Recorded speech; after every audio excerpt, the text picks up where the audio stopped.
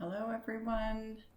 Hope you're all doing well. I want to come on and do a video today about calorie counting and why people really struggle to lose weight just through calorie counting. Um, so there's many reasons why people struggle, and online people often talk about the show The Biggest Loser and how they've never done a reunion show, and that's because they've all gained the weight back again. So this show is very extreme, but it shows how they're getting them to exercise to burn more calories during the day and then eating less calories.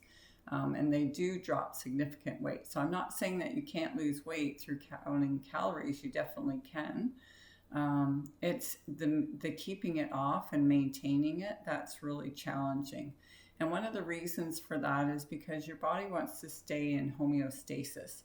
So if you cut your calories, your body is going to think there's less food around, and it's going to actually decrease your metabolism to balance out. So your body will naturally, you might not notice, but you'll stop doing things like fidgeting, and you may feel more tired and less energetic, and you may exercise less. Your body is really smart, and it just wants to maintain its balance. So if you start cutting calories, initially you're going to lose weight likely, but your body's going to compensate and lower that metabolism. So you're going to have to keep cutting calories or keep exercising more. And the reason why people can't maintain it is just that's a really hard lifestyle to maintain. You're not addressing your possible food addictions either. So people will tend to cut calories for a certain amount of time.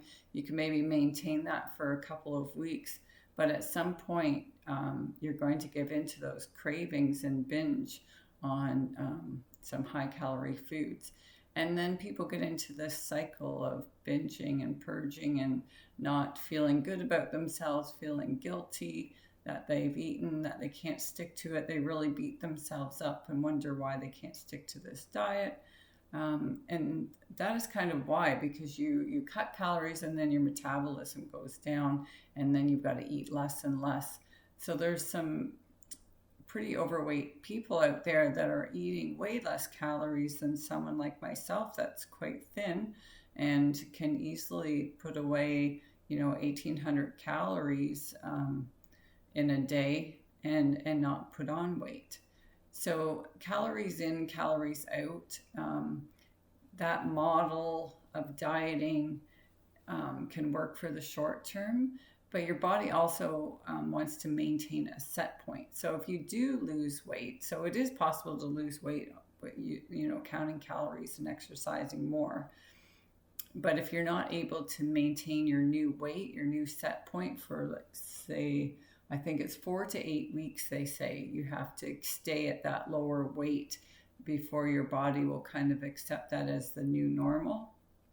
So if you're not able to stick with it for 4 to 8 weeks, which can be a significant amount of time, then your weight might start creeping up again, if that makes sense. So calories in, calories out doesn't account for your macros, your protein, carbohydrates, and fat either.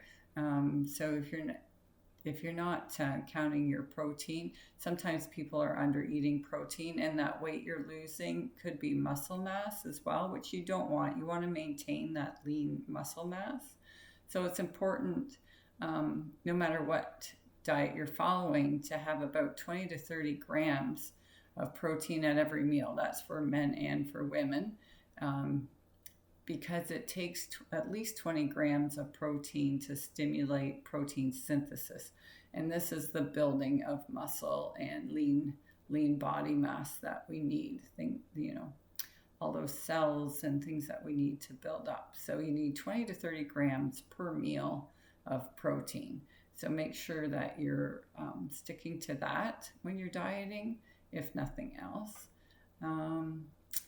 Calories in, calories out doesn't really account for hormonal changes in the body either.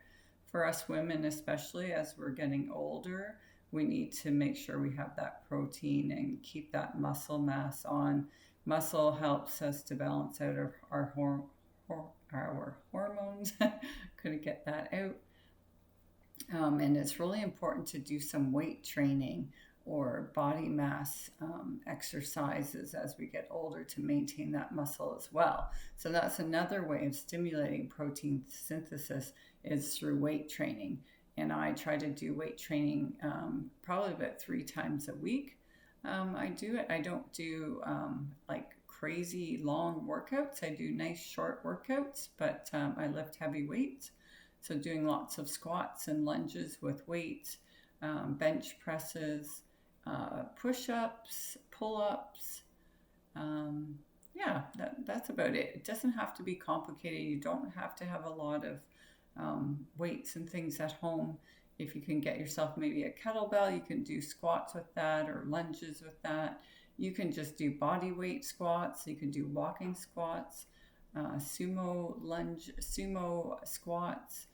If you go on YouTube, there are tons of exercises. And just doing push-ups alone, that's not easy. And I have a pull-up bar that I like to use. I will just hang from it because I can't do more than 1 or 2 pull-ups, but it's great for increasing your grip strength, which is really important for opening pickle jars. The other thing I wanted to talk about is just people struggling out there to lose weight. Like, I just want to say that it's not your fault. It's the information that we've been given that is just faulty information. People are told to eat less and work out more by their doctors, by friends, by well-meaning family. And it's not your fault if you're overweight. You just probably haven't gotten the information that you need that's going to be really helpful. And for me to lose weight, I really need to stick to the low-carb diet. So the ketogenic diet, nothing else works for me. The moment I start eating carbs again, the weight just comes right back on very quickly. And I've always been a thin person and always lean, but after having kids and getting older, your hormones change and it's not as easy to stay lean. I do find it very easy to stay lean through doing the ketogenic diet and intermittent fasting. Intermittent fasting alone, if you're not into doing the ketogenic diet, intermittent fasting alone can help you to burn fat and rebalance those hormones. And I've got other videos and blog posts about that and how you can do it. But for me, that's what works and that's what balances my hormones. I'm going to be turning 50 soon in May. And as you can see, this is still my natural hair color. Yeah, there's a few white ones trying to poke through there. I just plucked them out. But yeah, I think that this diet has helped me to, rewind the clock a little bit. I feel good. I exercise. I work out. I have time to do things.